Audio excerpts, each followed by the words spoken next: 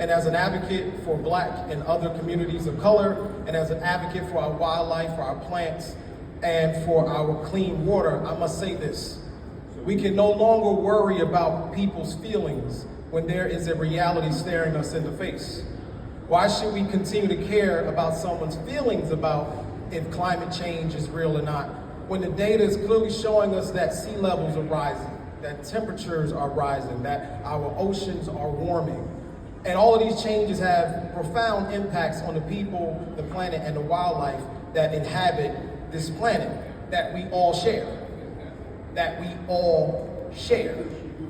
We can no longer have policies and practices that don't take into account the changes in our climate and the changes in our environment.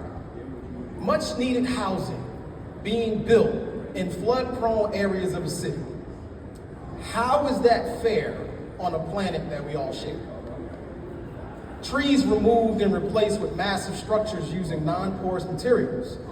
How fair is that for the communities in these areas dealing with the increased flooding, the health impacting higher temperatures, and the sewage overflows? How is that fair on a planet that we all share?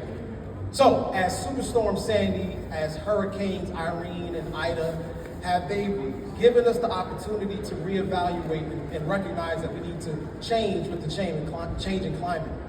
What we can't forget, that as much as things change, many things remain the same. And what remains the same in many Black and brown communities, poor communities, indigenous communities, is that this flooding happens every day. It has happened every day for a long time. It has been consistent in these communities. So if we only get concerned about flooding when it's a superstorm or it's a major hurricane, and we forget that the communities are dealing with this on a daily basis, we are not doing our job. Our job is to worry about the planet that everyone is sharing. Our Black and brown communities, due to historic inequalities, due to divestment, due to racism, are impacted at a much different level.